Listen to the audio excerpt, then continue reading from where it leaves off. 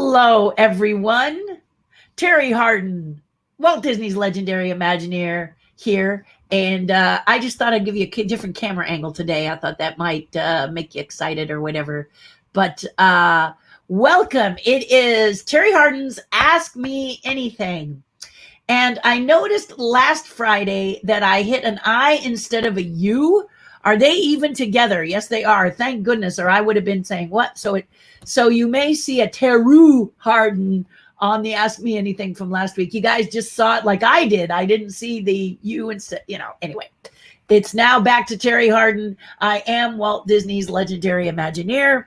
And I want to thank you so much for joining me today for Ask Me Anything. And that's exactly what it means. You are welcome to Ask Me Anything. Before I get started and you would like to comment, now you can answer. Let's rewind that. You can ask me questions in the comments below or to the side, whatever you would like to do. Feel free to ask me questions. It can be about the Muppets. It can be about Michael Jackson. It can be about people that I've met. It can be about Imagineering. It can be about the books I read. It can be about a day in the life of Terry Hardin. It can be just movies that I've seen and watched and enjoyed, really just about anything. And that would be in the comments here or here. Okay. Welcome again, Terry Hardin, Walt Disney's legendary Imagineer. And this is Ask Me Anything. And for starters, what I'm going to do is I'm going to let you know how, when you post in the comments, if you see Facebook user here when you post, I cannot tell who you are. And if you want to see your shining face or the logo you've chosen when you respond or post in the comments on my StreamYard feed, all you have to do is go here and give permission.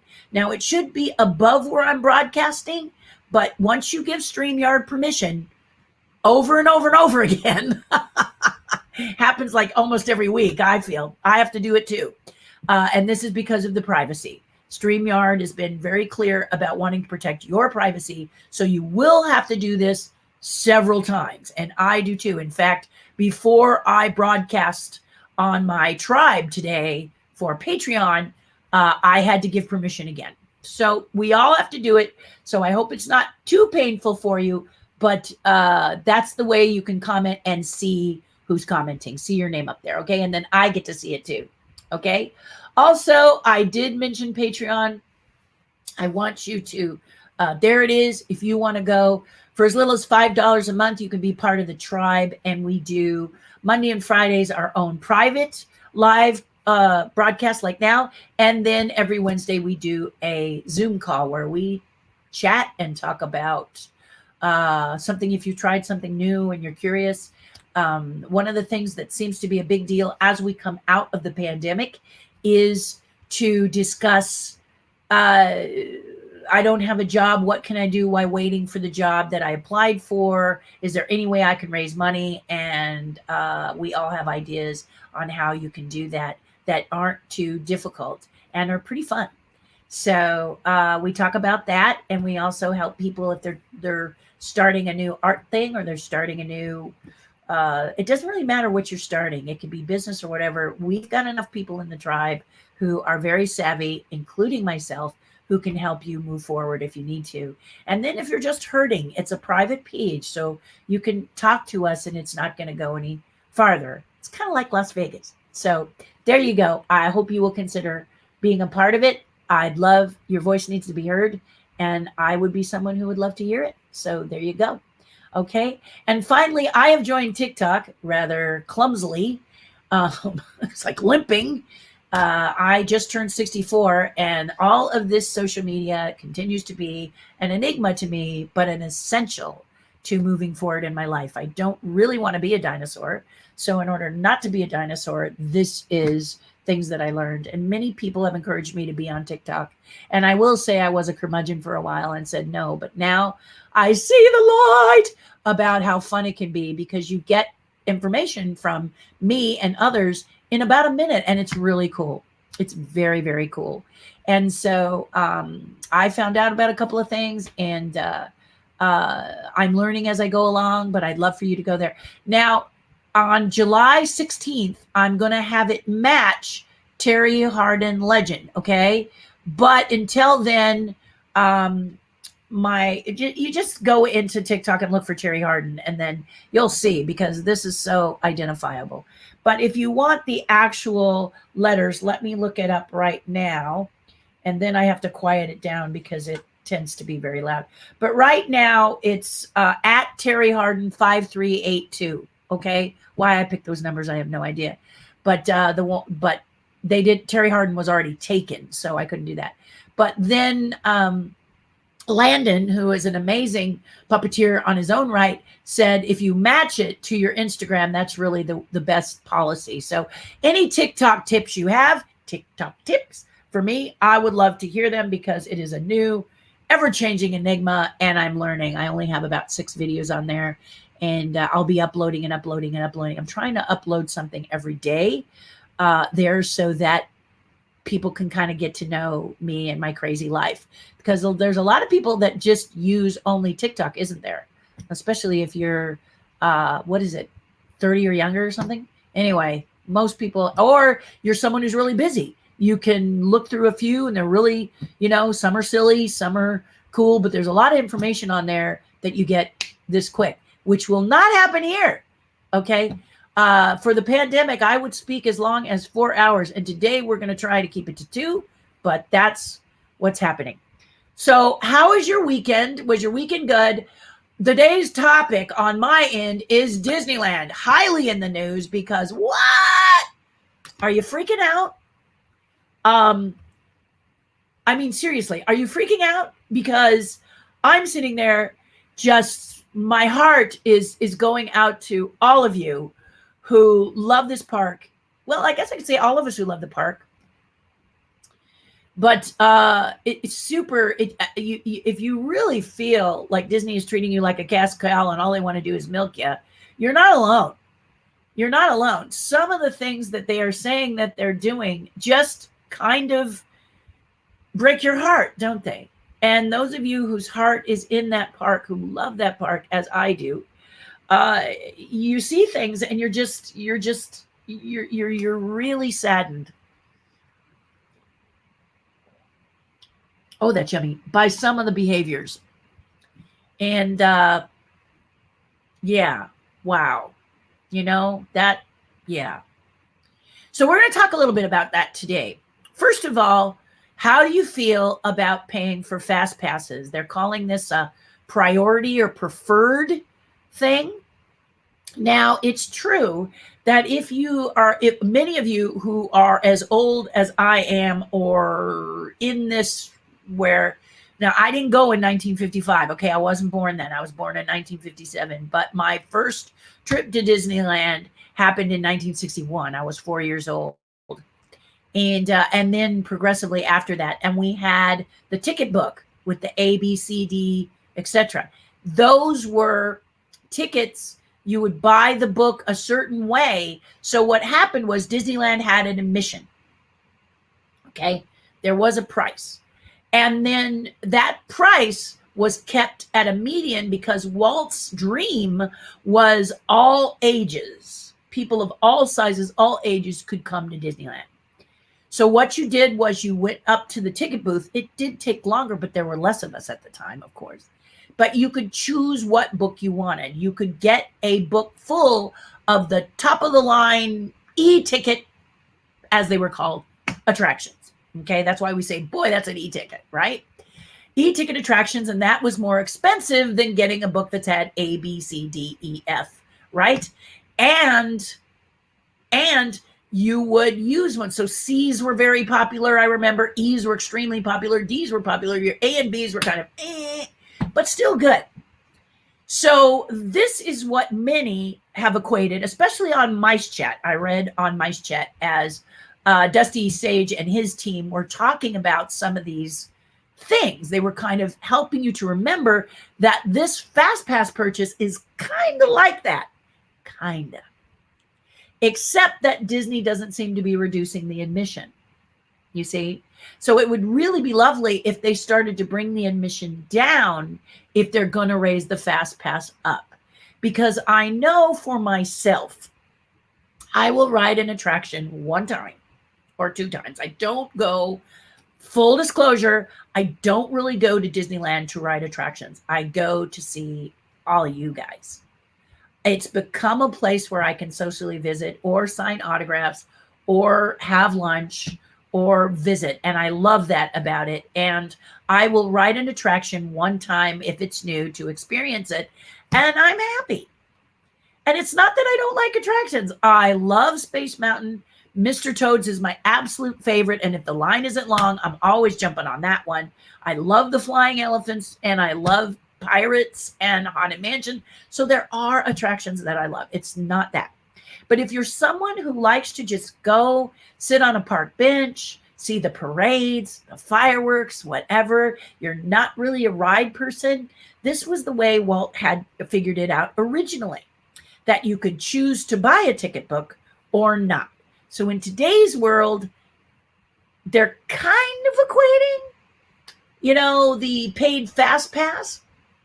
And as MiceChat website, micechat.com, if you're not know about this, please go there and consider subscribing because it's a great information. Dusty Sage and his team do a great job of keeping you up to date with up-to-the-minute information about what's happening with Disneyland. And I am so grateful to him because I am reading it. I used to write for it, and I may write for it again, MiceChat, but I want to figure out what can I write about on there.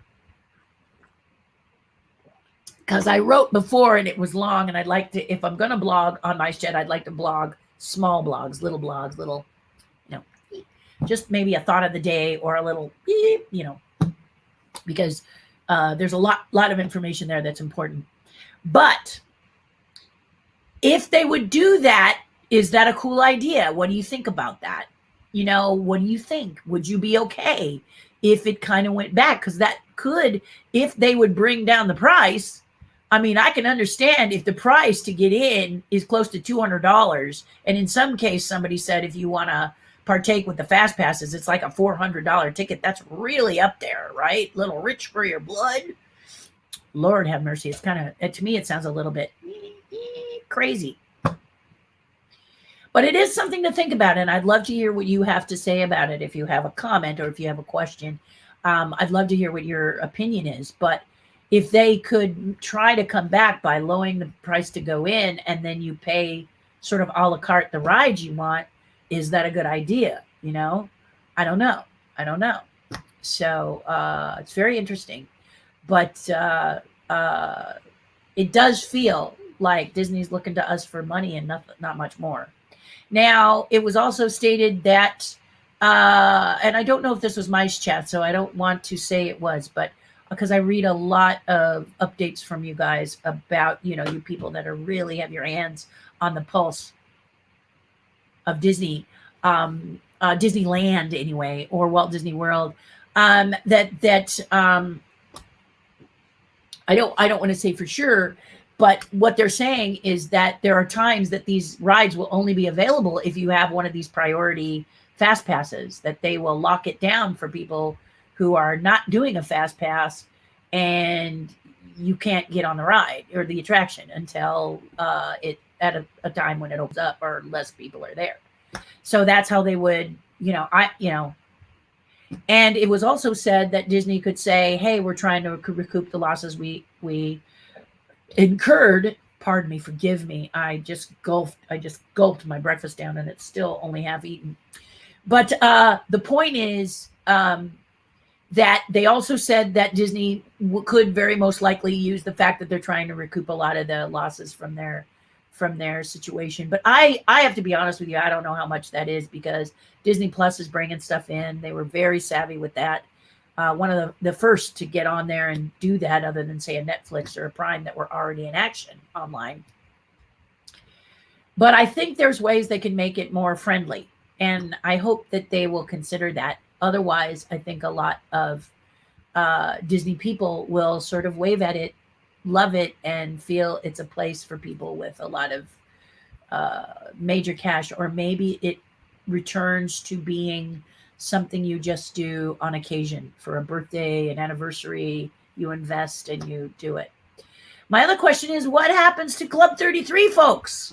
I don't know what the outcome or the possibility for Club 33 is going to be, but I am curious about that. How does that work for them? Because Club 33, they pay a lot of money to be a part of that club, and they are allowed to go and visit anytime they want. So is that going to continue?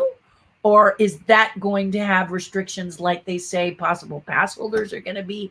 It's a very sad time, I think, and volatile time. And so you're kind of like, I don't know, right? It's just, I don't know. I don't know. It's kind of crazy. It's kind of really crazy. So as far as I'm concerned, I know many of you are going to the birthday, and that the birthday is something that you're very excited about. That's July 17th. I have chose not to do that. Not because I'm all high and mighty, you know, don't think of it like that. I live near Disneyland, and I am a Disney Imagineer. Disney is everywhere you look in my studio, and I do a lot of sculpting for Disney. I mean, I do a lot of Disney collectibles right now. I have my hitchhiking ghosts and other things. So that's, you know, I've got Disney everywhere. You know, it's absolutely everywhere you look. Besides getting lovely gifts like my Remy right here, who watches me every day. And this is not Disney, but I did Ghostbusters. So if you want to know about the films I've done, this was sent to me by my friend Nate. So they sit over here by my microphone and cheer me on. For example, I created a pin for the Hitchhiking Ghost. That's this here. This pin glows in the dark. So if you want to see it better, I can show you, but this is just an example of all the Disney stuff that that I have and that I do. So there you go. There it is, the Hitchhiking Ghost pin. It's very pretty. It's very beautiful. I especially like this. My name's embossed, and I sign it underneath. Like you can see here, I've signed it underneath in permanent ink. So, and it glows in the dark. So, just a few examples of, you know, Disney being everywhere here, everywhere. I have a puppet in the corner. I have a dragon. In fact, I think my husband moved my dragon. Can you see it on camera 3? No, he swung out, so I should swing him back so you could see him, because I was given a little dragon and he runs around. He's from up the one where the father is only half a magical. What's the name of that one? See, it's everywhere. It's absolutely everywhere. Tons of books that I've written and have that I own. So Disney's everywhere. So what's my point? My point is that it's right now Disneyland is doing appointments. You can't just go and get a ticket. You have to make an appointment now. And so the birthday is something we just don't miss. I have only missed it once in my lifetime, and that is because I had a job. I had work. So as a result, many of you, I'm going. So I don't want to take your place when it's going to be limited how many people are going to be in the park because of the appointments. So I'll stay here and live vicariously through you. So please share. You're going to the birthday. Please share the birthday with me by tagging me on any Facebook.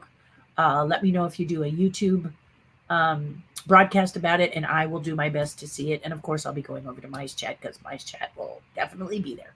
It's part of his job, their job. So it's pretty cool. But anyway, so that's the feeling I have. If you want to discuss that, you're more than welcome to with me. And before I go over to your questions and your comments, I want you to know that there's a couple of events coming up that I will be physically at. First of all, the Disneyana Fan Club show and sale will be happening at the DoubleTree by Hyatt, Anaheim, Orange County Hotel. Okay, that is September 12th, that show and sale. So if you're interested in learning more, put in the search engine Disneyana Fan Club. It will show you their Facebook page. Ask to be part of the group if you want to, and you'll get all the information, or just scroll through and read the information, and they'll let you know how things are developing. But yes, that is going to be a live event. It's very exciting, and I'm going to be there with, I'll be looking forward to seeing all of you, and we can chat. I'm hoping that the hotel is not the one where we were so cramped people could not chat, because a lot of times people go to meet and see the people that they like, including myself, and I like seeing you guys. So so hopefully it's not that there's space that you can do that, and it's not going to obstruct people who are actually shopping. I will have things there for sale, like the pin I just showed you and things like that. And then I may even have, fingers crossed, a book I illustrated. I have a book coming out, and I illustrated it. I did not write it, but I illustrated it, and it really is special. It's a children's book, and I'm hoping to have a few copies there at that point. It will really depend on how quickly the publisher can get them to me. Okay, so stay tuned for that. And then if you are someone who is looking to visit someplace fun and cool, Marceline, may I suggest Marceline Toon Fest. I will be a guest artist at the Toon Fest, along with Joseph Yakovetic and Mindy. And Mindy wrote the Tinkerbell book, and she's written the Ink and Paint book, and she's amazing, and Joe's amazing, and I'm amazing. So you can see us all at Toon Fest, and that's going to happen the weekend after the 11th and 12th. So that's like the 17th, 18th, or something like that. So that weekend right after. So I will post more on that more specifically as it develops. But Google Toon Fest, and you can go there and get tickets and see if you want to go there. That is Walt Disney's hometown. So I've never been. So I'm super excited to be there. And again, I'm there live and in person. So love to see you there. So those are two things that I'm doing, actually appearing. And then finally, I am teaching pumpkin. I'm going to teach a live pumpkin class in October. So stay tuned for that as well. Okay, so that's the updates here. The weekend, I'm very excited. I got a lot going on, a few commission sculptures that I got to get going. And I'm going to break ground on the Rolly Crump chess set. I know many of you are very excited about that. I hope you stay excited. Rolly and I are in conversation, but I actually am going to start it this weekend. So hopefully maybe Monday I'll have something to show you. I don't know. I'm not going to put that pressure on me, because you also won the dinosaur. Many people here won the dinosaur story contest, and tomorrow is the day I mail this stuff out. If you sent me your address, I will be giving you a tracking number sometime this weekend. Okay, so look for that. I think that's everything. If it's not, I'll come up with it again. But let's get to your questions. Enough of me talking about me and yapping. But here you go. So, Dennis Ritchie. Oh yes. Well, this camera angle right here has been a while. I just haven't used it for a while. And the reason I haven't used this camera angle, Dennis, is because things have been churning here at my shop. I am getting ready to add another camera. And yeah, so my goal, I've got a few goals. A lot of times when you're a doer, these goals happen a lot. You just get crazy. Your list looks like a toilet paper roll. That's my whole life. And you say to yourself, if you can get at least 3 things accomplished on that list, you've done good. So the goal may not necessarily to have all of them, but for me and my brain always working, I have a large list of them. So thank you, Dennis, for saying that about the camera angle. This is one that I should be using more often. I also, to show things behind me here, it's a little dark. This is the painting I'm working on now, and it's a little bit dark. I probably should put a light on it from this angle so you could see it. But I'm learning how to paint, and I'm learning how to, I'm improving my sketching, and I'm learning how to paint because I got acrylics for Christmas, and I don't want them to be coffee table ornaments. We should really use it if you ask for it. So on and so forth. So I will keep you posted on my paintings and stuff like that. But thank you for saying the camera angle is very cool. I'm excited about it too. Yes, but there will be, I plan on teaching, giving pre-recorded tutorials. I'm getting ready to do that. And they're going to be on a variety of subjects. So I got a particular, I invested in a camera that can come in close because a lot of my sculptures are teeny tiny. And I want you to be able to see what I'm doing. So we've been studying and working. This is one of the reasons I've taken classes, is to see how other people do their instruction. And one of the things that I've learned, honestly, guys, is that if you're a painter or you draw or illustrate, 2 angles is fine. You set a camera in front of your easel, ba-bam. You set it over your drawing pad, ba-bam. But with sculpture, I need some different angles because it's in the round, you know, and I want you to be able to see my whole thought process from drawing to the sculpture and how to do it. And one of the things that we'll talk about is why, if you're a beginner, unless you have a lot of, how do I say this? When you want to start sculpting, I'm really about your art as an artist. Where is your style? And so when I teach a Sculpting 1 class, I want to teach you how to bring out your creative style. And that doesn't always mean super realistic, does it? It also doesn't mean that you need to worry about certain technical things that a professional sculptor does, because many people want to sculpt to make art.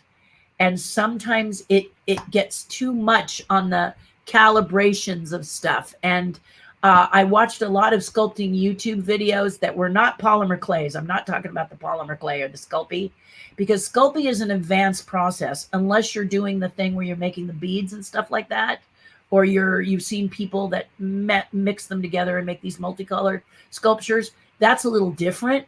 But the point is, when you're just starting out, Sculpey is not the medium that you should be doing. And the reason you get excited is because you can bake it and keep it.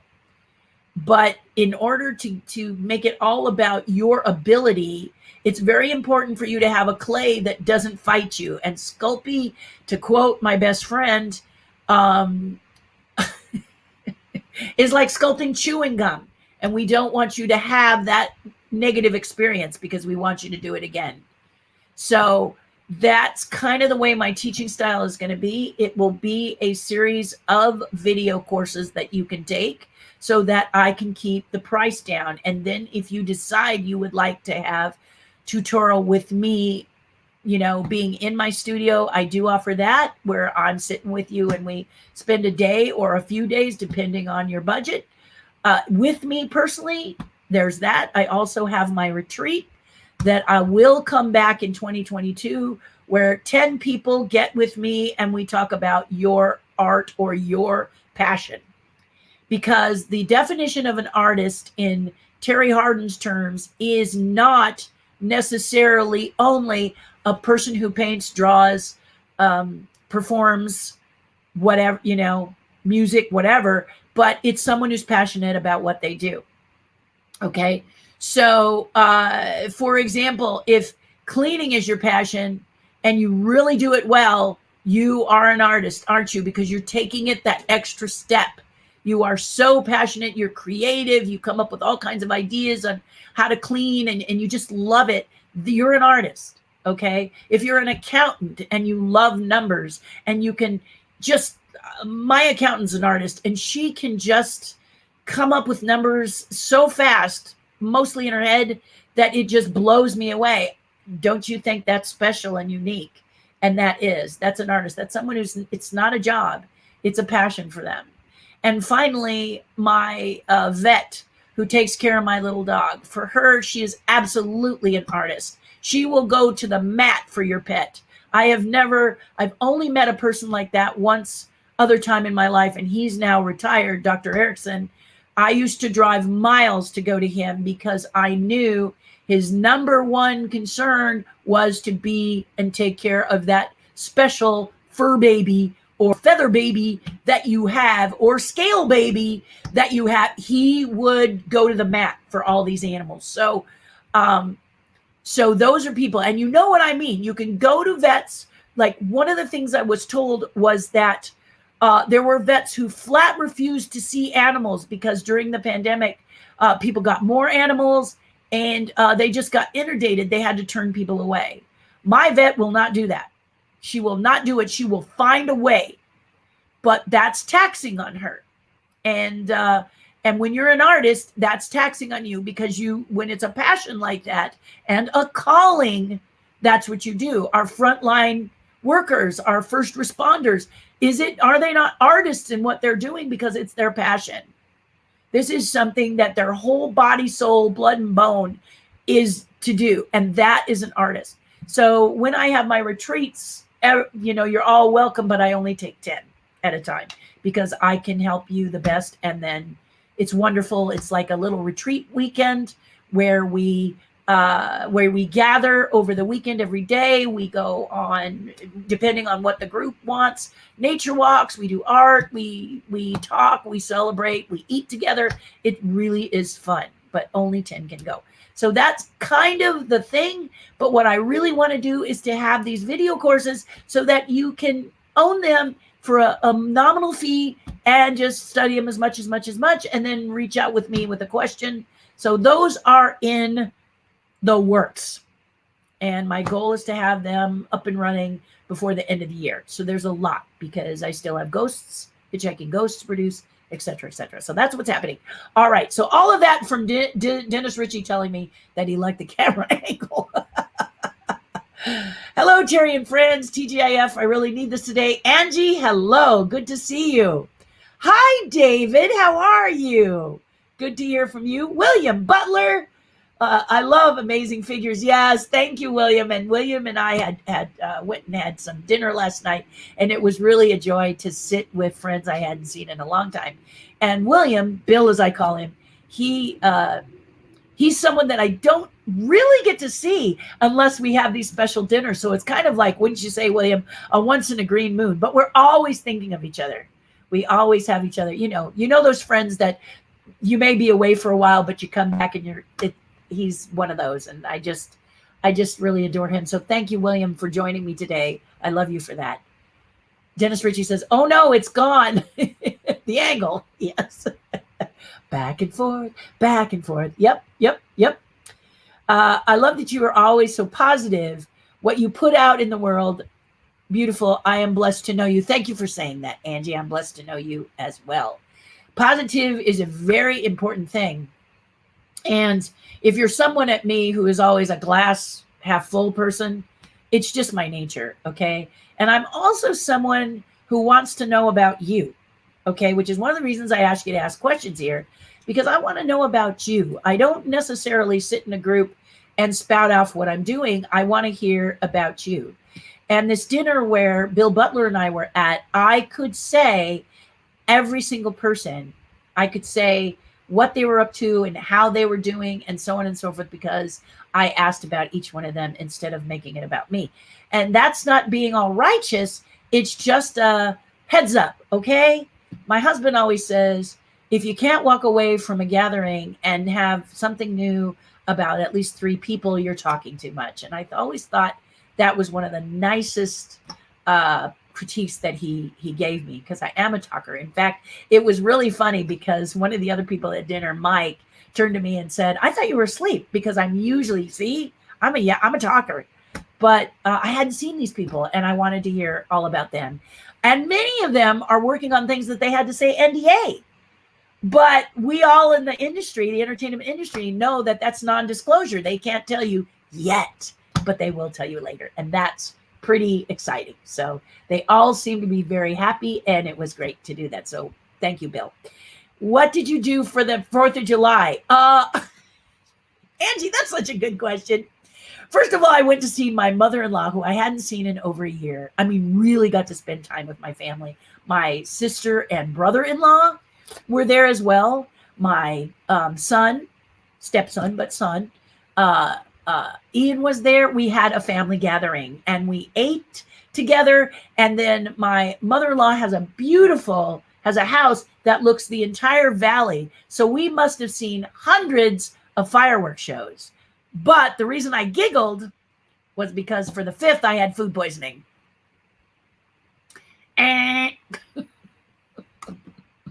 So I had fun on the 4th, and then on the 5th, I was sick. But what are you going to do? You don't gave me a chance to rest. And what did I watch? I watched something very cool, and now, of course, I can't remember. And while I'm thinking of it, if you're still here, Bill, I did get to see Willy's Wonderland, and that was hilarious. And I want to salute Ken Hall because I worked with him. I didn't design anything, but he would bounce off. He'd ask me what I thought about certain things in the beginning of that project, and he really knocked it out of the park. He really did a great job with those creatures. I was really impressed. But it is a film where my friend Ken built the creatures and stuff, and my friend I'll remember his name in a minute. I hate when I do this. But anyway, I have another friend who has a very big role in it, and that was very exciting to see him act in it. There's a lot of people you'll recognize, including Nicolas Cage, but Nicolas Cage does not speak the entire movie. So if you're a Nicolas Cage fan and you want to see what it's like, it's a scary, it's one of those gruesome, scary, what is it? Park Gone Wild, kind of, I wouldn't say slasher, but there's blood. If that's not for you, don't watch it. But if you want to see Nicolas Cage not speak, and you can see what it's like when he does. It's pretty funny. It's pretty funny. So I watched it because I wanted to see Ken's characters, Ken Hall's creatures, and wow, he did a great job. And they looked just like the idea was they were supposed to be like Chuck E. Cheese characters, and then they go amok. So and it's called Willy's Wonderland. Wow, it was wild. So last night I watched it, Bill, right after I came back from dinner. I raced to see it because Ken and I had been involved in it together for just a little bit. So it was cool. Hello, Grim Grinning Tracy. Welcome. Any plans to come to WDW for the 50th anniversary? No. Sorry, was that too fast?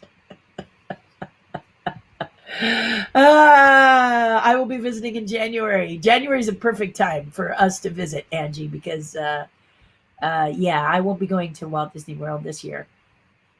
I'm just no judgment. I'm just keeping flying to a minimum. I'm doing one flight. I might be doing 2 flights, but my other flight would happen in November. The jury is still out on that. It's and I'll be going to Texas. So I'm hoping that will work because I'm eager to see my group in Texas. I have a lot of friends in Texas. And I'd like to go and do that. But right now, my only flight is that one. So I've got that flight booked. And that's Toonfest. So I mentioned that. So that's all gearing up to go. So there you go. Hello, look at that. See, I love when you talk to each other. It's cool too. Good morning, Debbie Smith. And hello, Joe. And I'm glad. Yes, cool. No paid fast passes. If anything, just get rid of it. I've always liked Disney because you don't have to pay for extras. Yeah, that's gonna change, Angie. This fast pass thing is a real deal. It's going to happen if it hasn't already. And that new president is pretty proud of himself. So that this group came up with it. So it's going to be a different park. Honestly, a lot of Disney people are saying if you want no fast passes and you want a really reasonable annual pass, to go to Knott's, which is only a few stones throws away from Disneyland, and it's really about the people. or you could go to downtown Disney and see your friends there. Uh, but yeah, it's going to be a different, your choices are going to end up being different.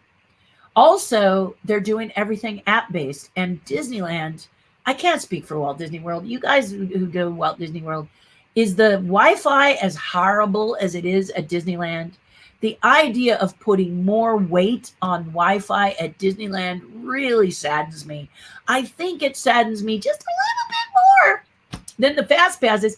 But if you're going to get your fast pass, if you're going to ride Rise, you're going to do Avengers at the California Park, you've got to order your food, you've got to get your tickets, you know, via all this, via the app, now if you're home, you know your Wi-Fi, but when you're at Disneyland, that Wi-Fi is terrible. In fact, Terry's tribe member, Robert Anderson, says if you can do it on your cellular, you've got a better chance to shut down the Wi-Fi and make everything you can do on cellular. That's his advice, because Disneyland's Wi-Fi is so terrible. So hopefully with raising these prices, they can get their Wi-Fi to be aces so that it will be easier for you to do all of these things. However, what if you don't have a smartphone? And this has been my biggest question. It kind of ostracizes those of you who don't have a smartphone. And there are many people out there who just don't. So what if they want to go to Disneyland? You know, what if they are feeling, if they won't? See, I think it's not fair to force a person to buy a cell phone if they don't want one. If they don't want a big fancy smartphone, they're not going to use it. They just want a simple phone. Many celebrities have the flip phone. In fact, yesterday, one of the people at dinner showed me his flip phone, and I think he told me it was a 5K, but it's a flip phone. Many do that because it's more challenging to hack, and many celebrities have one because their photos get hacked into, and they keep it private. So if you're a privacy person, many people like the flip phone for privacy. But can they get apps on it? Not really. So what do? A couple people talk to me, older people older than me, that said, we just don't have a need for a phone like that. And now we don't know how we're going to book Disneyland. You can go on your computer if you have one of those. I don't know. It's a question, isn't it? Feel free to chat with me about it if you have an opinion. I'd love to hear it. Hello, David Lewis. Yeah. And there you have it. David says, a good time to enjoy Knott's Berry Farm. Need I say more? I mean, you do have boysenberry everything there. Yum, yum, yum, yum, yum. And the chicken. And Snoopy. Who doesn't like Snoopy? If you don't tell me, because Snoopy is adorable.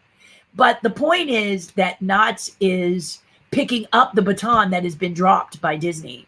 And Knott's Berry Farm has at their helm many Disney Imagineers, not current Disney Imagineers, but probably former Disney Imagineers who went over there to work to help Knott's step up, and they have. And apparently it's great. I'm definitely considering Knott's at some point. Right now, I'm kind of, let me say that again, I'm limiting my crowds. So it's just me, okay? I just think it's a smart thing to do, and I'm going to do it. World news. If you look at world news will tell you really clearly how the pandemic is still here.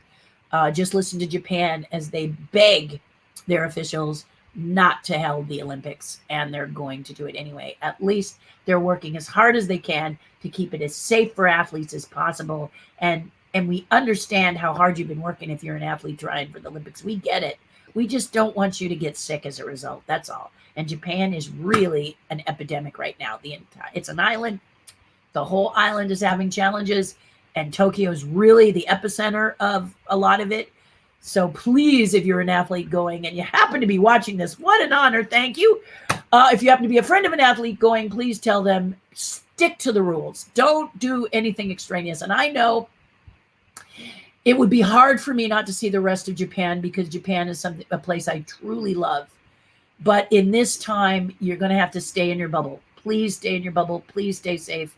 The last thing any of us all over the world want to hear is that you got sick with COVID. Okay. So please be careful. Just because it looks like the Olympics are going to happen, and I'm just praying you all return home safe. So please, please, please watch out. And if you haven't gotten vaccinated, get vaccinated. Am I a Pokemon fan? Not really. However, I have sculpted Pokemon for one-of-a-kinds for people because they love it. I think he's, is it Pikachu? That's really cute, the little yellow guy. So I do know about it, but I've sculpted him a couple times for people who like, once for the company, and then for people who order one-of-a-kinds from me. Yeah, if you have something that's real special to you. It doesn't even have to be. It's not just Disney. I did a nativity for. I love doing sculptures that are based on the Christian religion and, oh gosh, any religion. I love religious stuff. So I sculpted a beautiful nativity. I don't know if I have pictures of it, but I sculpt anything. We'll sculpt for food. That's me. So, oops, there we go. I sculpt anything and everything, any size. I was going to do a man cave before the pandemic, and then it's on the back burner now because he had some challenges during the pandemic, and he's not quite in the position he was for me to create the man cave. But he saw Dragon's Lair Paris, and he wanted to know if I could recreate something like that, not the dragon, but that cave environment. And I did for Imagineering, so I was happy to do that for him. It's not inexpensive, but if you have the money and you want to have a cave like that, or something in your house like that, there was a time when Guillermo del Toro and I were talking about maybe, haunted mansioning a section of his house and me doing some stuff for that. So yeah, I do stuff like that, and I do all kinds of stuff. Really, I'm very versatile when it comes to sculpting, and I am now reaching out to learn about painting, not so much so I can teach it to you. If I have something I think I can add to the painting world on acrylics, I definitely will share it. But at this point, I'm really studying for,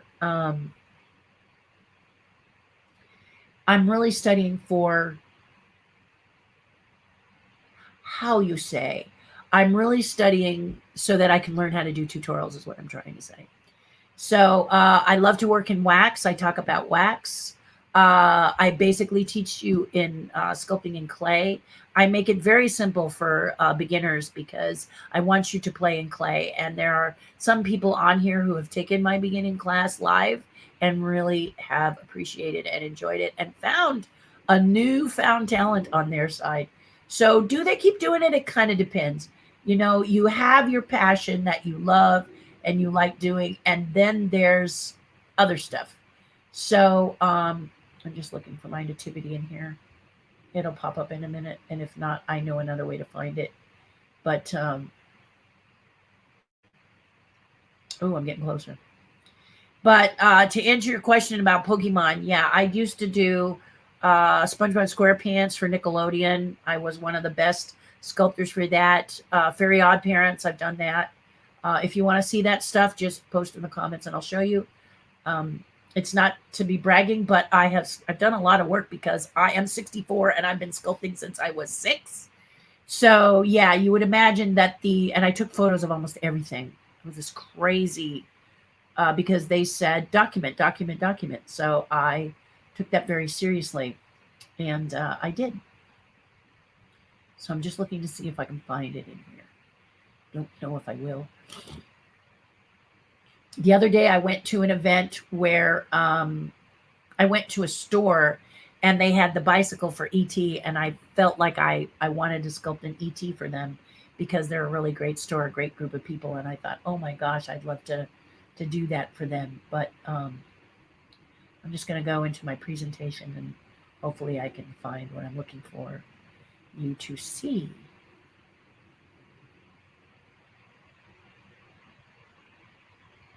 There it is. Okay, so this is a nativity that I did. I work in wax, so there's the detail there of them. You can see Mary is asleep, and below she's painted. I did not paint her. I hire people for that. And then Joseph, and it's called In the Arms of the Father, or The Hands of the Father. It's a classic. And I sculpted these for a client who then built an authentic nativity out of 100-year-old wood and made a beautiful nativity as a thank you. And this is the painting that it came from. So she gave me this painting and she asked me to sculpt. The challenge here was all of the folds of the clothing. Yeah, that almost put me in the hospital, but here I am sculpting it. So advanced wise, I will eventually be teaching wax, but that's stuff for you guys to look forward to. But there's not really anything that and I sculpt in all mediums. I do cosplay as well. Do costumes, teach you how to do that. So the list will grow. So there you go. All that for, are you a Pokemon fan? Hi, Stephanie. I'm afraid all I have left at any Disney park are my memories. It's just gotten overpriced. I don't believe in going into debt to visit a theme park. And there you go. And Dennis Ritchie, very active in the Disney circles. You know, he loves it. And that's why I say, if you're all about the people, then the place to get together is something like the Disneyland Fan Club, where you can share Disney. But he's right. It's very disheartening for those of us who saw it in the beginning and have continued to see it get worse and worse and worse. And then the pandemic, it's a shame. It's just a shame because we love Disneyland. It's a very special park because it's where Walt walked. It's what Walt designed.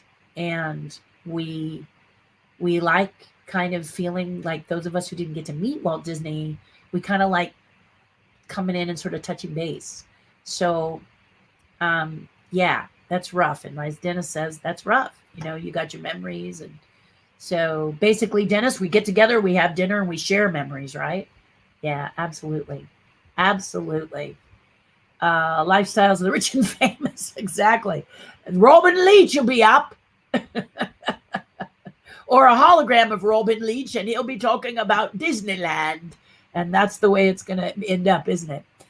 Tracy says, I remember those good old ride book days, but as I said last week, because of the prices, they know well that this will intentionally be keeping some out. Quite a few. But that's the sad part. It's not that everybody has to go every time, okay? But there's better ways to do that. I have an Imagineer's brain. I'm the come here, get away, Imagineer. I feel that there's a better way to do this. I actually think that if you maybe go back to this ticket book thing, it may not be a bad thing if you bring the price down and let people a la carte the rides they want to do. If that's the only way that you can see the money working, your expenses, I'm not an accountant for Disney, so I can't say. But if that's the case, this would be a way to fix that. You know, it's not the best way, but it's an idea. Roll it around, kick it around, but bring the admission down.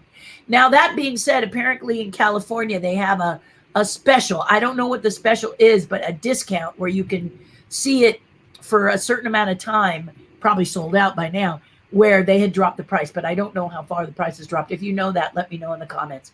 But I did see that streak passed. So good morning, Ava. Good to see you. How many members does Club 33 have? I know that's what you're asking, Angie. I don't know the count, but I do know there's a huge waiting list. And I do know that it's extremely expensive to be a part of Club 33. Why?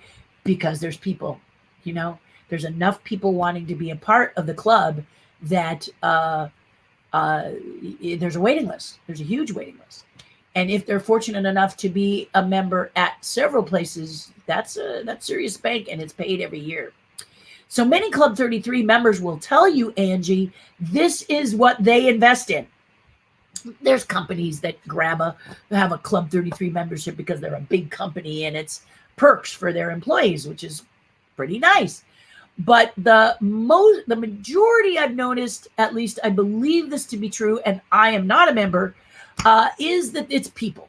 It's people who have made the decision that instead of buying a lot of collectibles or bags or sweatshirts or tchotchke stuff, no offense, but instead of filling their house with stuff, they have saved up their money, and every year this is their big purchase. This is their Disneyland commitment. They like to be a member of Club 33. This is what they do. Some do both. Some have the opportunity and the income to be both Club 33 and collect. And at Club 33, during the pandemic, Club 33 made their members feel better. I've spoken to a couple by offering them very special collectibles during the pandemic. Only Club 33 people could purchase. So it's a really wonderful group of people. I am fortunate, being an Imagineer artist, that I'm invited often to speak and have dinner and visit. And I really appreciate the generosity of them. But you may be surprised to hear that many members will tell you, and I don't know if that'll happen after the pandemic, but they're very careful who they invite and help if they invite someone. You know, Club 33 members can work it out for you to have dinner there, but they're not, as a group, eager to do that because some have been burned by people not showing up. What? I know, you're saying, what? That's absolutely true. There are people that do not show up to go to Club 33. And what you may not realize is the person who booked that reservation for you and you don't show up, they are on the hook to pay for your dinner, and nobody got to enjoy it. So please, if you happen to meet a Club 33 member and they book something like this, understand this is extremely generous. They don't need to do that for you, and go, okay? Or call them a few days earlier if you run into a situation so that they can cancel that reservation, because they are on the hook for it and have to pay for it. So to answer your question, I don't know how many members there are, Angie, but I do know that I'd say easily the majority of them are dedicated to being a part of it. And if they're not, there's a waiting list of people who are eager to pay that money. The money is no barrier for many. It's their bucket list. I've always wanted to be a Club 33 member, say they, and that's what they do. They stay there. And I'm grateful. I always, when I'm invited, ask how they became a member, why they became a member. What was it? You know, some say, well, my company, I did it through my company. And most say because it's a very special thing for them. And Club 33 perks have gone down as well. So many of them are sad because the perks they used to get years ago are different from the perks that they get today. Pardon me. That's it. Watching me cough. Are you excited? If you just tuned in, this is the wrong time.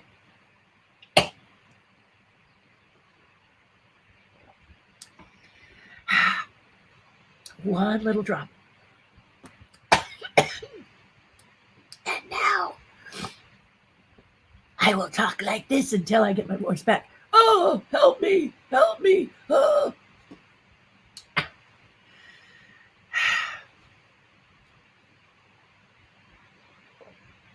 So I am a unicorn, and I'm one of the people, I have a blood pressure medicine, very tiny, about the size of my fingernail, but I'm 1 in 2 million that has a reaction to it.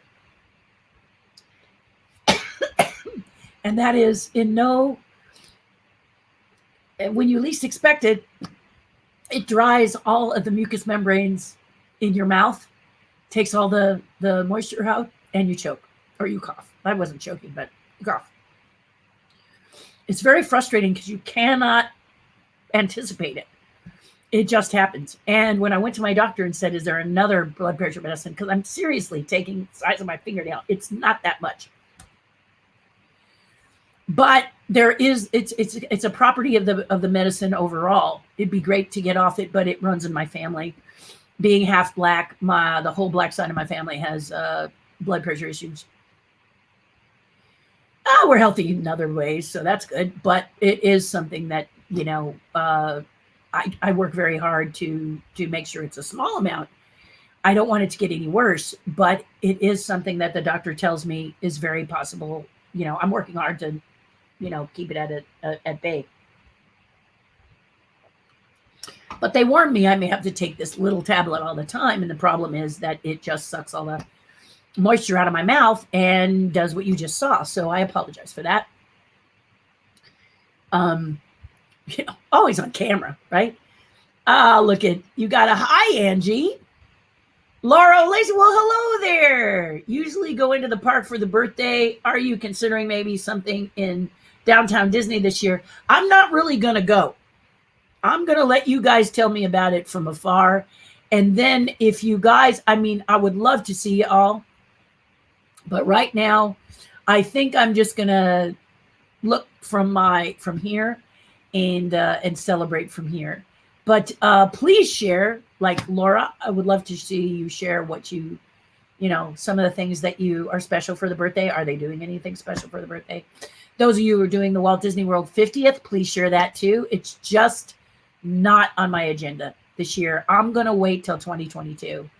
I just feel more comfortable. So the only thing where you can see me live right now in California, as far as Disney is concerned, is the Disneyana Fan Club show and sale on September 12th.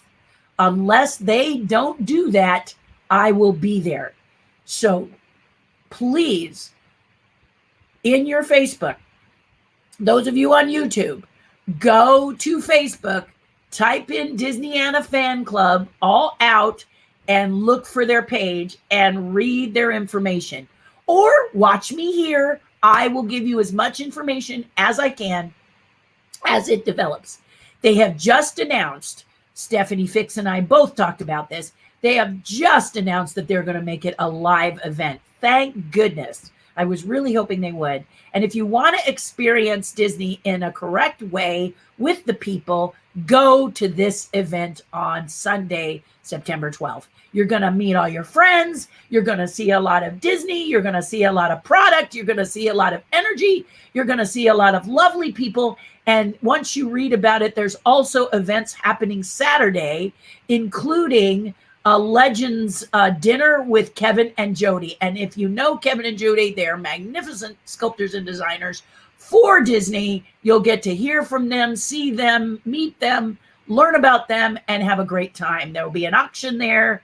I've heard that there's people going to be doing some stuff for the auction. I will probably do something for the auction, although I don't know if I'll actually be at the auction, because I love charities, okay?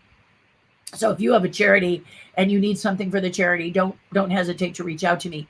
But I love helping charities. So as a result, one of the charities that I work on a lot is the Chuck Jones Center for Creativity. So Bugs Bunny, Tasmanian Devil, Roadrunner, Coyote, all of that, they have what's called the Red Dot event, where they help their charity, the Chuck Jones Center for Creativity, so that they can do free classes. Another thing, just Google, they're just wonderful. And I've been a part of them for a lot of years. I wasn't during the pandemic. I don't know how we missed each other, but I'm back this year and I'm doing a painting for them and I'm so excited. And if you're an artist out there and you want to do a painting for them, reach out to the Center for Creativity. July 31st is when the painting needs to be in their hands. So yippee. And you can get it there, and they get it already, and then they're shooting for, I think their event is also September 11th in the evening, so you may have to, but anyway, those are the only two. So, that and the Center for Creativity. And then there's one other one. I'm going to be teaching a class in Anaheim. More on that later. Pumpkin sculpting. Saturday the 30th. All right. That's I know for sure. Saturday the 30th. As far as any other days, I'm not sure. We'll see how many people we get. I don't know the price of it yet because I need to price pumpkins. I need to figure out what it's going to be. It's better for me to have pumpkins there for you because you might choose a pumpkin that's not your friend. and you won't have a good sculpting experience. And I don't want that to happen to you. I'm also I'm hoping to have at least 1 or 2 virtual classes for those of you who can't come to Anaheim, California. So all of that is happening, but that's it. So Laura, I know a lot of people would love for me to come for the birthday, but I'm just not taking that space, and it's going to be very crowded. And right now, no. So I hope that answers your question. Pam Smith, you said you want to know about us. So here it is. In 2017, my kids and I were hit by a drunk driver, leaving us with PTSD. I have been struggling to do anything creative ever since. I have a DIS, but finding the emotional energy to act for them is gone. I have tried to do a few things, but I find myself dissatisfied and overwhelmed. So then I give up. Any tips on getting back into the groove without feeling pressured? Well, you're going to think this is a sales pitch, Pam, but patreon.com/Terri Hardin is where you need to be. It's $5 a month if it fits your budget. This is exactly what we've been talking about. This is exactly what we've been doing to help each other. And I am the matchstick that can ignite your gunpowder. That's my superpower.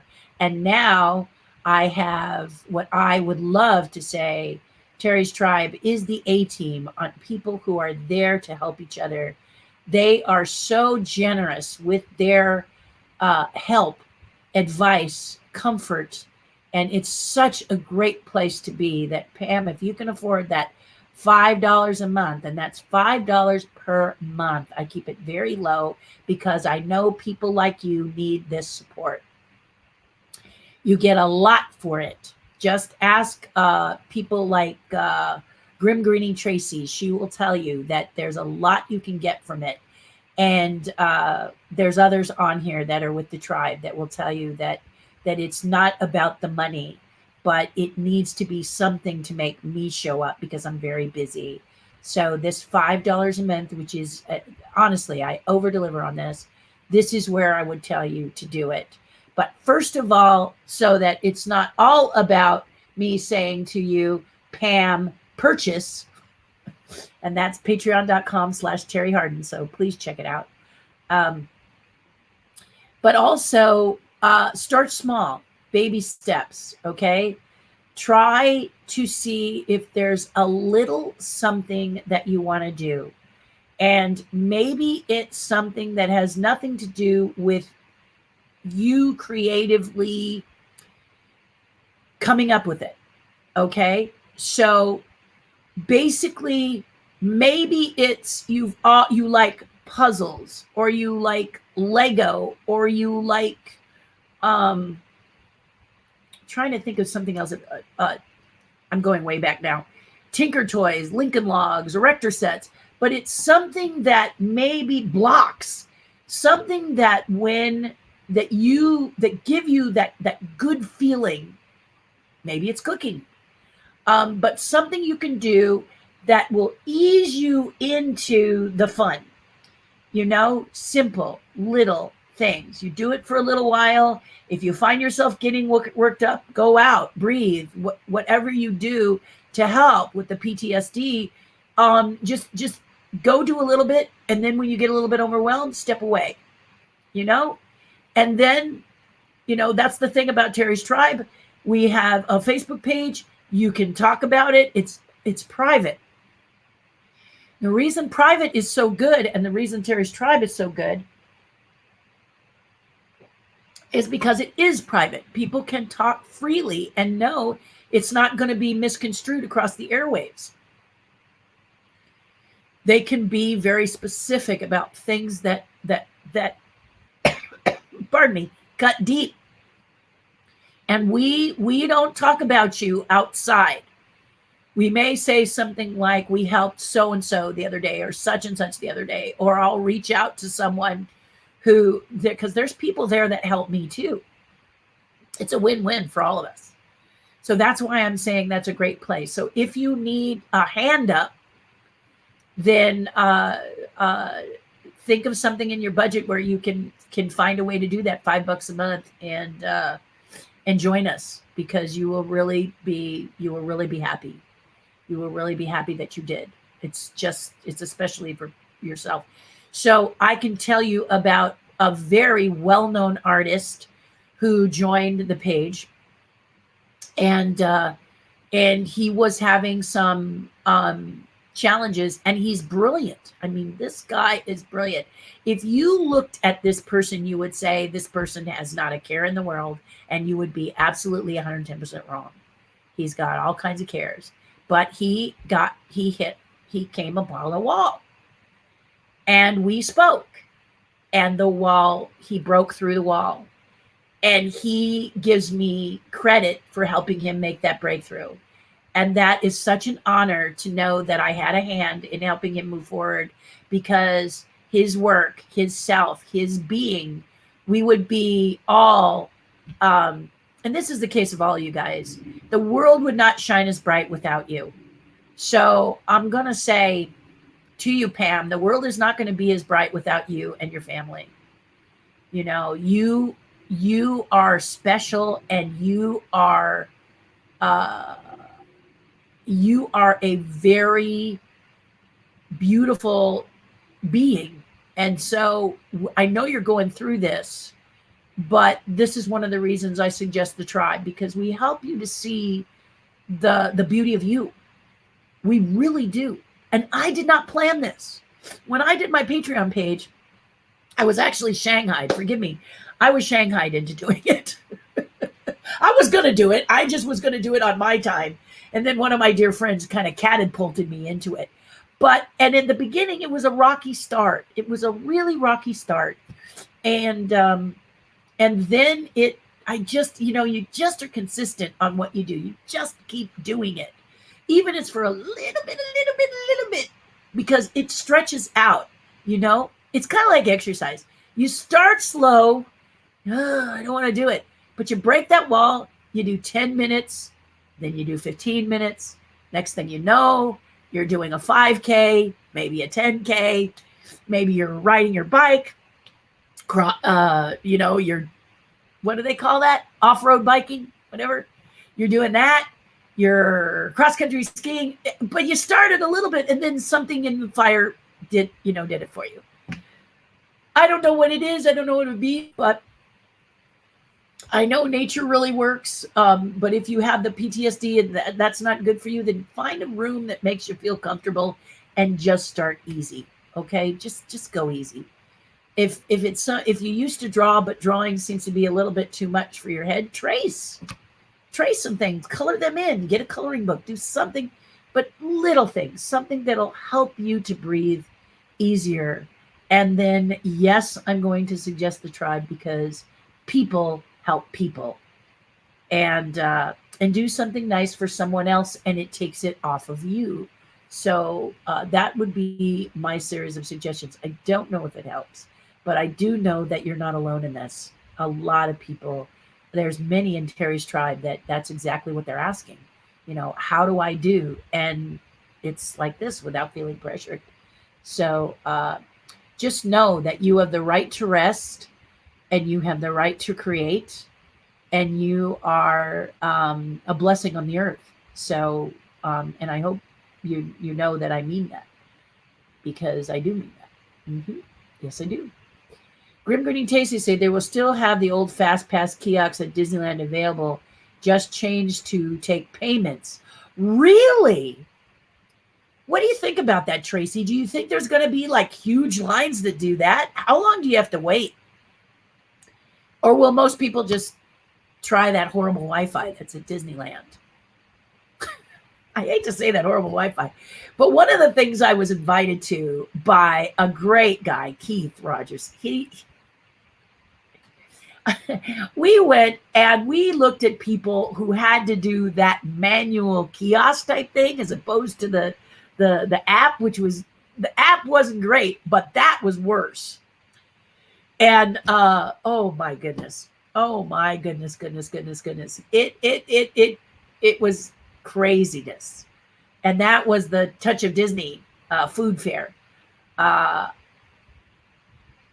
I mean, I witnessed it firsthand, and I had a great time because I had some savvy people who had done it before and knew what to do and what not to do. And one of the things they said you don't do is those kiosks like you're talking about.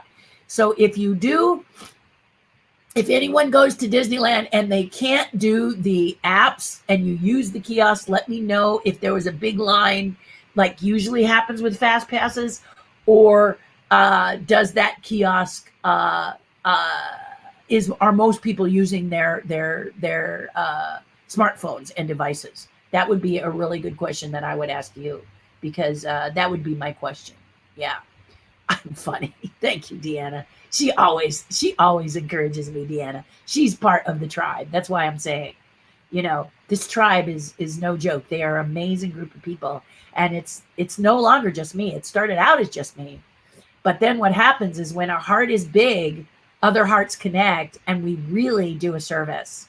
But the key to it being with the tribe on Patreon, if I may again, is it's private. And that is super, super important, because there are times that you will show a side of yourself as part of the tribe that you don't necessarily want all over everywhere. So that's what's so lovely about it. And like I said, I encourage you guys to join. I finally got my first vaccine. Yay! Yay! Whoop, whoop, whoop, whoop. This is such a great thing. Those of you out there that don't want to take the vaccine, please don't fight. Please get it, because the thing about the mutations is they keep working on mutating, because the villain COVID-19 is looking for a way to get you. And right now, he has been thwarted by the vaccine, but he keeps working. He keeps trying, or we could say they, in case you don't like the he, she label.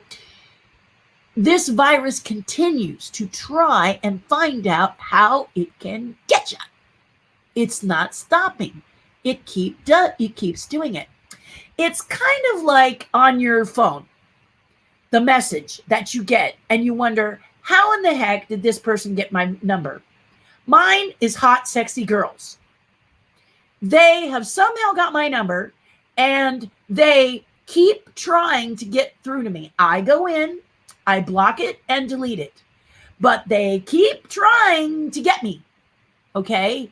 They keep trying and they get through. Then I block that number and they try again and they try again and they get through. This is the same thing. The tenacity, the eagerness of breaking through to you and getting to you. So this is why we're all about, hey, I'd really like you to get the vaccine, because you are a special spark on earth. Losing you would be a terrible, terrible, great loss to the earth. So this is why I keep saying this, is that I want your presence here. And I'm concerned because this villain is not giving up. He keeps trying and keeps trying, like the multitude of crazies. I mean, it takes them some time to get to me, and they just, they're just so terrible. It's evil. So I don't want you to see it, Every time my private message gets a message from hot, sexy girls, I want to scream, and they're just trying and trying. There must be like 30 numbers I've blocked, and they always get another one. So if they're, it's that tenacity that you got to kind of think about. So congratulations, Tracy. I am very, very happy for you. And thank you for bringing that up. My new shirt. Oh, this is from my sister. For my birthday, my sister sent me this lovely shawl wrap. And I thought I'd wear it today and celebrate the gift that she gave me. She lives in Maui, and it's from Maui, so it's very light and lovely for hot weather. She knows what to give, and I just love it. I gotta try not to overwear it, but I just love it. It's lightweight and it clings, so it's not like the kind where you throw. It's like a You can wear it straight down. It has a keyhole, right? So it hangs in back, hangs in front. And then you can take one side and flip it over like I've done here. So I flip this over my shoulder, but it stays. It doesn't keep going boop, boop, boop. I'm one of these people that, this kind of thing. So thank you for that, Angie. I love it. And so many nice things that you guys sent me. I was talking about how I'm not a card sender. I don't send cards, and I try to get on Facebook to say happy birthday, but I'm not always that good because I'm just really head down, butt up creating. And you kind of feel like, wow, you guys are so good at it. Some of you guys just are really good at it. And I want to thank you for that, because it just blows me away. I mean, it's amazing. So thank you for saying it, because it is very pretty. Will sculpt for food. That's me. Okay. I used to tell people when I was applying, so Nickelodeon, I did SpongeBob SquarePants for them for a while. I ended up being the best. Sculptor of SpongeBob SquarePants, which was terribly annoying for me to do for Nickelodeon. I'm just going to be real here.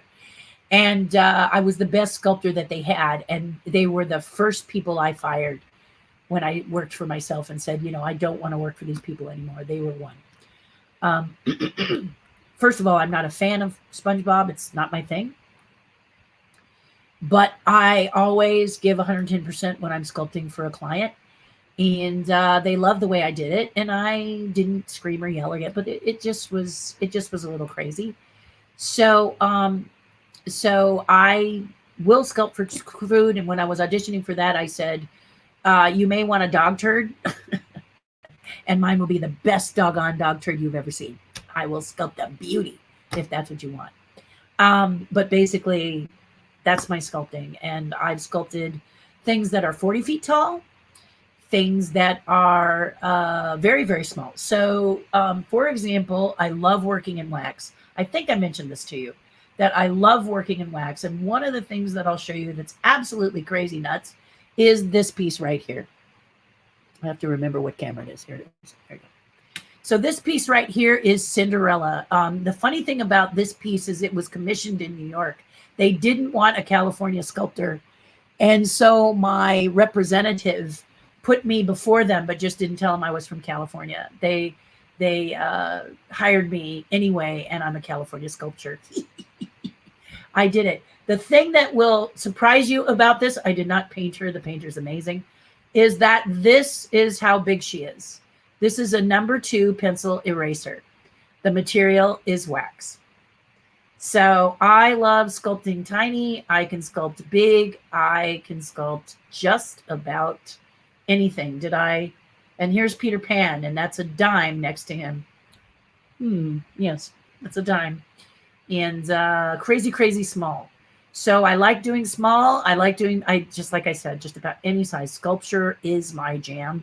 And I do it very, very, very well and very, very, very accurately. I'm looking to do my own stuff. Okay. I want to do some dragons. I want to do some mermaids. I want to do some things that are Terri Hardin art, not necessarily my Disney representation. The reason I'm doing Disney for you guys is because I don't like the products that are not being done by Disney. A lot of the stuff Disney's putting out is pretty awful. And I mean, once in a while I'll see something and I'll go, oh, that's really cute. That's really good. But that's rare. Okay. I mean, I'm done with, I don't know how you guys feel, but I don't need another mug. Seriously, I don't need another mug. I just think there's too many mugs, and I don't need any. I make plush for people. I do puppets for people. So I did this Harmony Kingdom box. This is the prop piece I did with Kevin and Jody. So there's the wax of it that I did. Again, I did it in wax. Did it for Harmony Kingdom. Disney does their own thing with Harmony Kingdom usually when they were doing it. I don't know if they're doing that, or even if Harmony Kingdom exists. If you do know, let me know in the comments. But this piece Kevin and Jody oversaw why I sculpted it, and I'm very proud of it. You could buy it at Disney.com when it was available. But if you see it, that's the piece that I did. So I do all kinds of. There's really nothing I can't sculpt. Yeah. So, and just about any size. I also do like costumes and cosplay and stuff like that. So, if it's something you've always dreamed of and you can't find anyone to do it, well, look me up, okay? Because I'm more than happy to help you with that. But I will sculpt for food. I'll be sculpting until I die. You know, when the victim was found with a sculpture in her hand and clay tools. But I want to paint too, because there are people who represent art that don't necessarily wish to represent sculpture. So one of the reasons I want to paint is because maybe let me say that again, I'll find my style, my technique, something that's unique to Terri. And when I do, I can start to build my painting. Because a lot of times a gallery will want to do something like painting, not necessarily sculpture. So it just it broadens my horizons. That's the words to say. And I also think that if you are, like Pam was saying, concerned about getting started, some people will look at me like I'm done, I'm finished, I got everything I want to do, and I'm always wanting to learn. And I actually will share some behind the scenes, again, with this new setup that I've got. I'll start to show some behind the scenes and show you my struggles, okay? Where I'm struggling, okay? Right now I'm taking a class to upgrade my drawing ability, to make my drawing better, because I used to say I don't draw 2 dimensions, because to get 3 dimensions on a piece of paper is a challenge, one that I really didn't like when I was growing up. I did draw, but to make it dimensional on 2 dimensionals, I like sculpting because I just sculpt 3 dimensions, right? You just turn it, sculpt this side, turn it, sculpt this side. Many artists will say, well, I don't have to draw the back. So I like 2 dimensions, you know, if they're painting, I only have to paint one angle. I like all of this because I don't have to worry about the perspective. But now that I'm 64 and I want to learn how to teach classes too, I'm taking a class on drawing perspective, and this teacher is a taskmaster, and I have to point out he's got to be only 23 years old. Tough cookie. And the first thing that he asked me to do is to draw in ink. I'm not allowed to do pencil first. I always pencil out, or I draw it digitally on an iPad and do layers. But I mean, you could, because it's a virtual class, right? You could do it any way you wanted. You could do pencil and then do ink and say you did ink, but how does that help you? And I will say, drawing in straight ink, being a seasoned artist like I am, is an e-ticket adventure. I grab on and go, because you got to commit with ink. And if you mess up, you mess up. And that's a heart pounder. So my heart beats like a rabbit. I'm about three quarters of the way, between 60 and 75% of the class. And every time he gives me a new assignment, I have to breathe first, okay? But I have to tell you that, let me see if I can actually show you where I started and where I've come from that.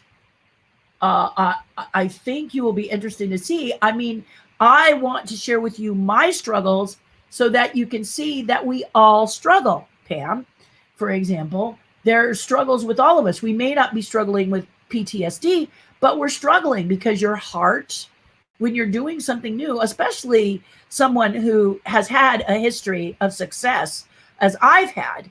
And honestly, guys, if you want to know how crazy my life has been, Google me. Google Terri Hardin, and you'll see. It's nuts. I don't even believe it, okay? But it's real. Everything on there is true. Everything. I don't need to elaborate anything because the life has been extraordinary. Thank you, Lord.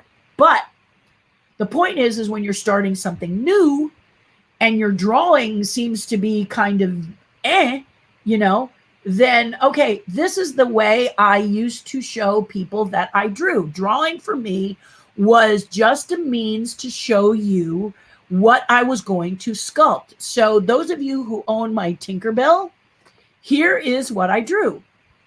Okay, looks like Tinkerbell, but you can even see at the wings that you can see through the arms right here in this area. You know, I'm basically sketching super fast to give you the idea of what I had in mind for this piece, right? So that drawing was just, I looked at drawing like a means to get to the sculpture. And I'll show you what the sculpture looks in a minute if you're curious about that. But the fact of the matter is that I decided to make my drawing better. I'm doing more drawing. My cachets are something that I'm doing. My the stamp collectibles, I'm doing those, and my drawing needs to be better. I'm illustrating my own boxes now, like with the Hitchhiking Ghost, so those drawings need to be better. And that was challenging for me. So I'm still looking to see if I have, yes, here we go. So you saw how that drawing was, right? So now here is where I have graduated to. I'll show you a quick, I'll show you the difference of my sketches from then and now. And this is a result of taking a class from my 20, 30-year-old taskmaster. And it's really been great. This is my latest. So you see the sea turtle, all ink first. Everything you see here, I did it ink, no pencil. So it's an e-ticket adventure for me. I just was breathless with these sketches. And here's another one, kind of strange, kind of odd, mainly because it's ink. And then I did these.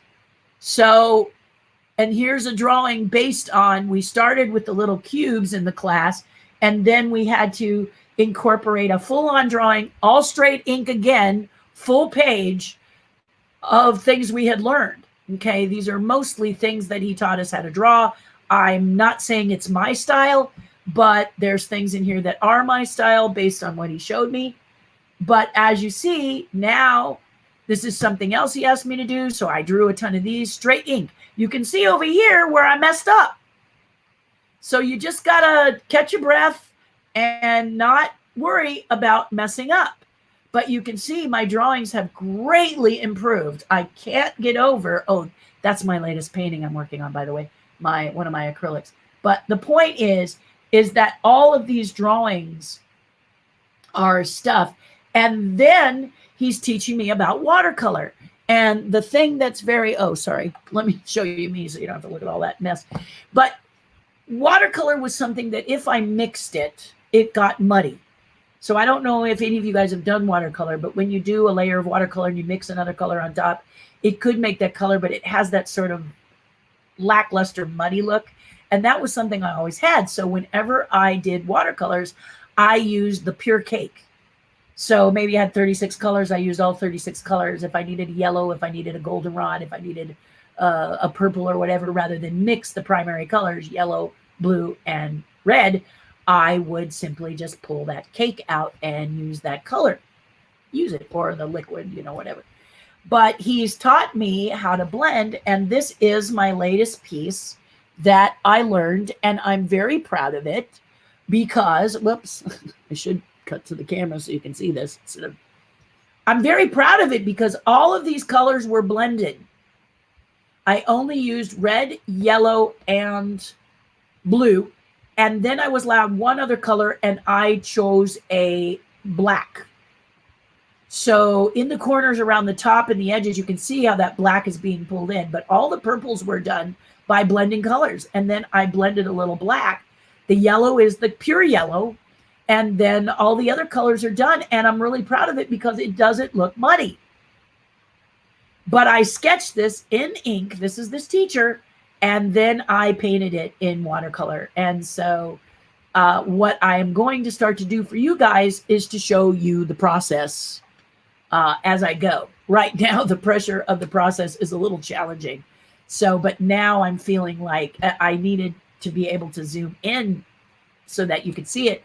And now I'll start to show you the process, and I think you'll really enjoy it. But the idea is it's never too late to get started. And when it makes you hyperventilate, and I'm speaking to Pam because this was her question, if it makes you hyperventilate, then walk away. I have on this painting.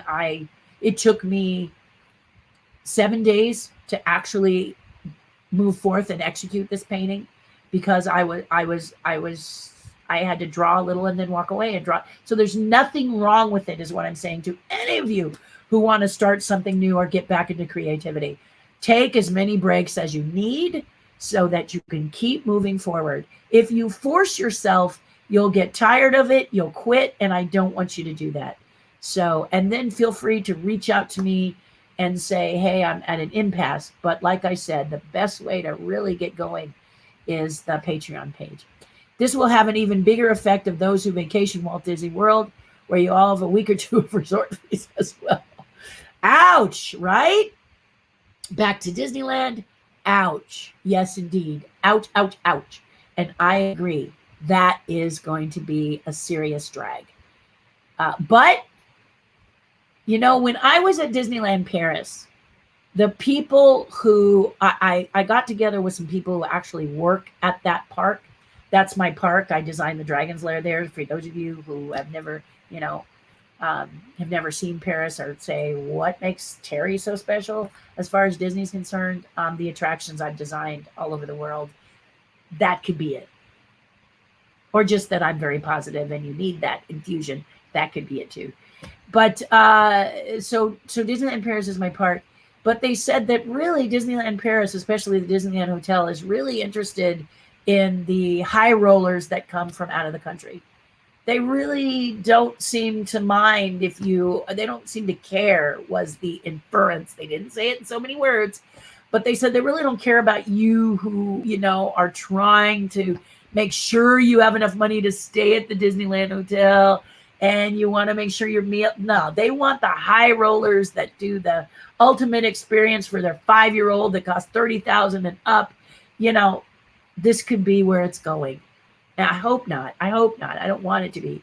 We all need to just use our powers and say, pray, whatever, to this doesn't happen. Because that really made me sad when I heard that. I thought, you know, and I saw some of these kids and these people, and they were buying everything. They were, you know, 30, 40,000 was nothing. It was like $30 for a lot of people, you know. So I'm hoping it won't be that way, but I agree. This is a problem.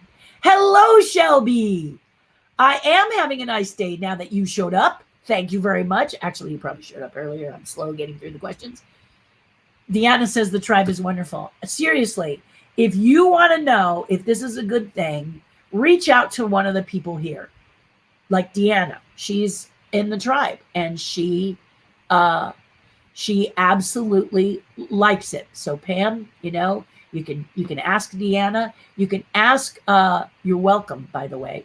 You can also ask Melissa Eiler, who is one of the people, just got back from Barstow, 112 there, only 109 at home. Ooh, Melissa, ooh. Not a summer heat person. No, that's not me. No. But Melissa is one of the people that I speak about who is very good at her craft, at what she does. She's quite brilliant, and it's not necessarily drawing and painting. And if you want to know what it is, well, she can tell you, but it's really great. Holly Mack, thinking about doing a solo California trip at the end of October to do an in-person puppy. Oh, Holly, would I love to have you and your kids. Holly's also from the tribe, and her kids are marvelous. Her family is marvelous. She is marvelous. Everybody on the tribe is marvelous. And Holly has helped me to, I want to say Deanna comes up with great ideas, beautiful concepts, really has an amazing mind. And Holly helps me to, if I want to speak about children and what it is, because here in California, they're always talking about the school system and stuff. So I'm always asking Holly, how are your kids handling it? Because she's got young kids. And it's the young kids, I think, that are affected. I know the older kids, they can't go to prom and they can't graduate. And this is a shame. But they'll get together in a different way. They have the power to do so, don't they? But the little kids are at the mercy of, you know, the parents are trying to do the best they can for them. And Holly and her husband are just amazing with their children. And so I'm often talking to her children directly and speaking to her as well. So this is, boy, would it be so much fun to have you in that class. I can't even, that would be a lot of fun. So basically, again, the tribe is the place to be if you want the support for your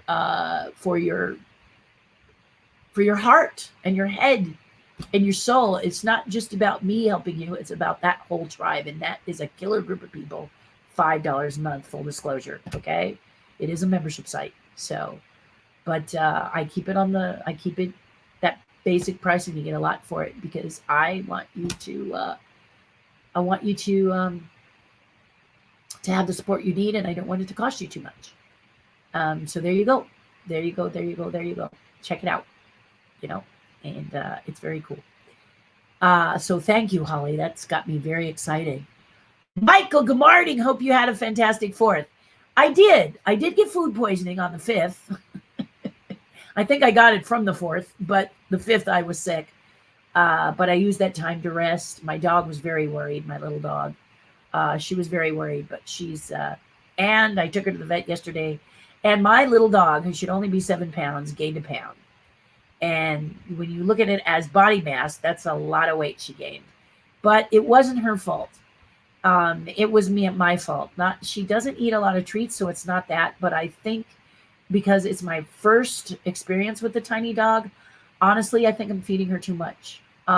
She does taper, but according to my vet, it's still too much because she's gaining weight. And we don't want to do that for her delicate little legs.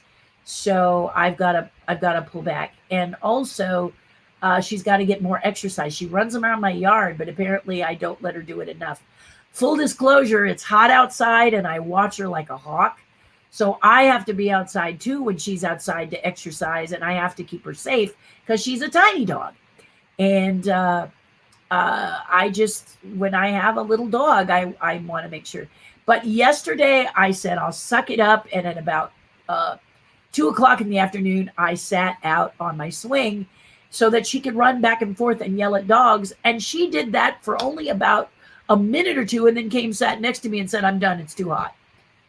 So I may have to bite the bullet and take her for a walk. I have to be careful with that because everybody wants to meet her, and I'm still a little not real good with strangers coming up to me and my dog during the pandemic and chatting with me. Because honestly, when you don't know them, you don't know what their lifestyle's like, and you just want them to be safe and careful. So there you go. Looks like I might have another audition. I was just saying, oh, good. She just wants to know who my father-in-law is. Isn't that terrible? A lady was telling me that if I wanted to be an actor, I could work harder at it. And I have to be honest with you. I have so much going on in my own life. The actor thing is there. I'll audition if I get one. I'll apply if it looks like something I can do. But if you want to be an actor, you really got to do it 24/7. You really have to do the work. And I have to be honest with you, I'm not, because maybe it's not as important as it was when I was younger. Maybe. But let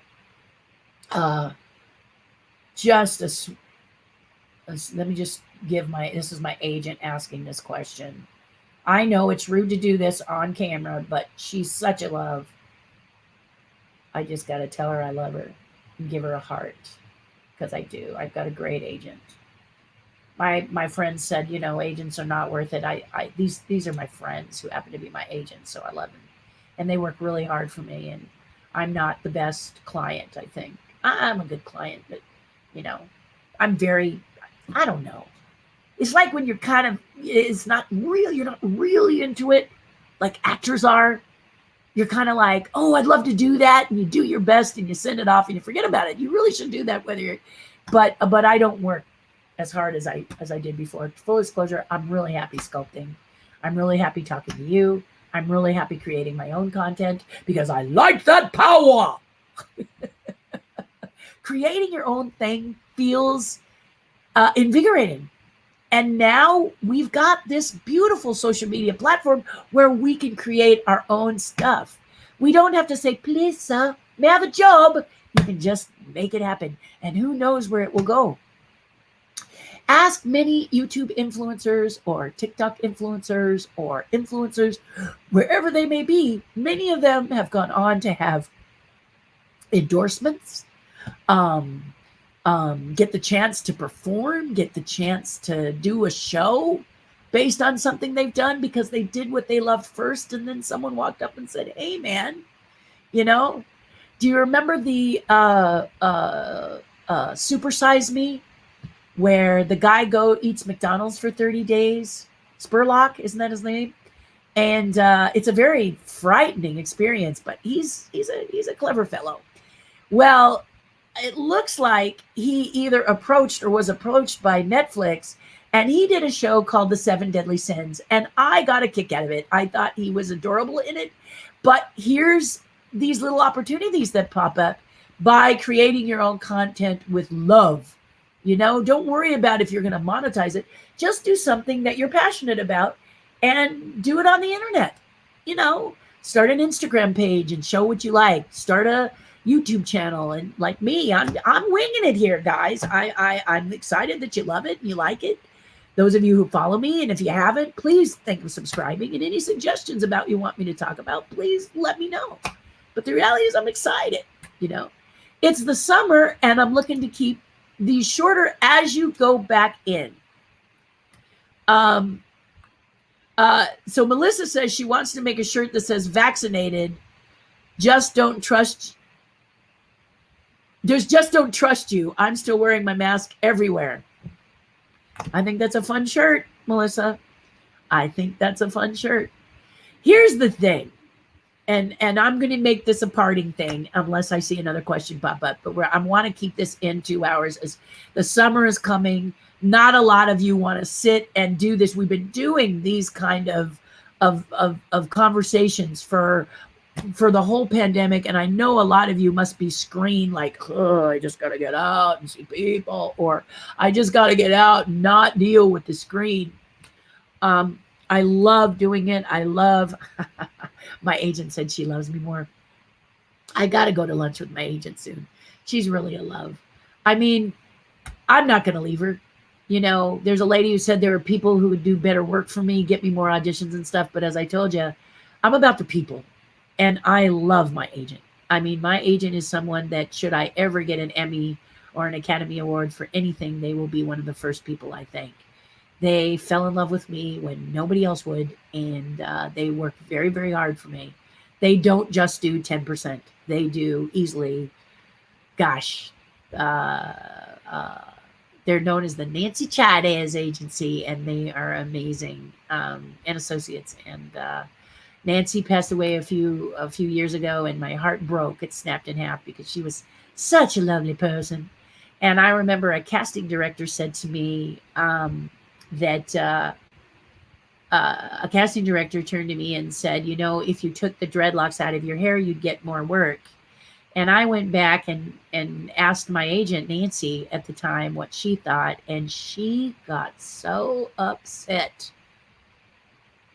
What was that guy's name? She's Southern Mexican. Isn't that a nice combination? What's that guy's name? I'm going to call him up right now. And she got him on the phone and she says, don't you be talking about people like that. Terry is an oak. She's a really good person. She may not get a lot of auditions, but the ones she lands are going to be just for her. So leave her alone. We got 1 million people with straight blonde hair and brown eyes. I love my little oak. Leave my oak alone. And she hung up the phone. She said that to a casting director. It was so sweet. Would that casting director ever hire me? Who knows? Who cares? But you want somebody who goes to bat for you. If you're an actor or are interested in doing commercials or television, you're going to need an agent. And you want one that's you're their primary, you know, what are they going to do for you? Remember, you are hiring the agent. You don't go in all hungry and the first agent that says they're going to represent you, you just grab it. You also don't necessarily grab a big agency like CSA or William Morris, because when people call those agencies, they're looking for Nicolas Cage. They're looking for name actors. So they don't say, I need someone about 5'2", blonde hair, blue eye, you know, size 2. They don't say that. They say, we are looking for Reese Witherspoon. Okay. So it's not going to help you and look, it just fell down because I said it was staying up so well. It's not going to help you in those agencies. You're going to get lost in those agencies because they're not asking if you're beginning. You want a boutique agency who's going to fight for you. And that's my agent. And when Nancy passed, it was a heartbreaker for all of us. And now her daughter, Maria, is running the show and doing a great job. So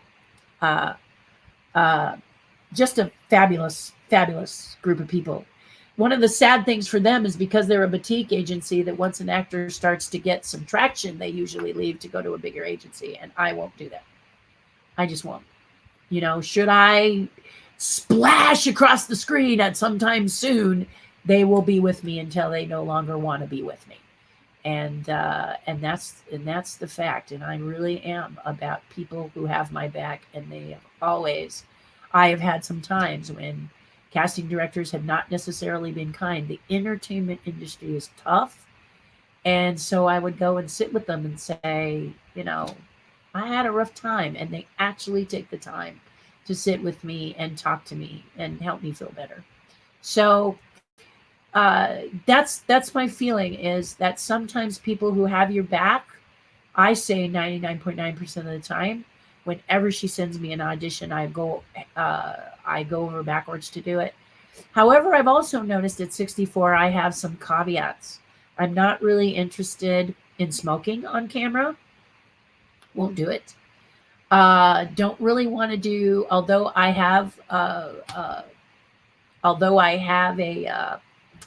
do drink wine, an occasional rum and Dr. Pepper, but I won't do an advertising alcohol. I just think that should be your choice. And a lot of people are motivated by the camera and what they see on TV. My husband has asked me not to get naked in front of people. I was worried about that one. But luckily I'm a character actress. And did you guys see About Schmidt and Kathy Bates talking about how she had to get naked? She gets naked and climbs into a hot tub with Jack Nicholson. It's adorable. She is so cute and so adorable. But I promised my husband I wouldn't do that. I'm so recognizable that I said this the other day to people. If I was face down in a dumpster doing an extra work, which you couldn't even tell who it was, many of you would write to me and go, Terry, why are you naked? So I promised my husband that's not going to happen. So there are rules. In fact, they gave me an audition that I missed, but I was grateful to miss it because it was a lot of really strong, aggressive swearing, and the part just didn't resonate with me. So I know a lot of you out there will take anything and worry about it later, but this is not. I have to analyze my attitude. And when it comes to performing and acting now, I'm more particular. So will I hit? I don't know, but I love being a puppeteer. And I'm at the point where if I'm not hired by Disney or Henson's, and who knows what the future holds, I'll create my own content because I can. And I want to urge you to do the same. Don't wait for someone to throw you a bone. Create content. And if I can help you in any way, reach out. And on Patreon, that's what we do. Patreon, Terry's Tribe. So patreon.com/Terri Hardin. Okay. All right. I love you guys a lot. I will be talking to you soon. And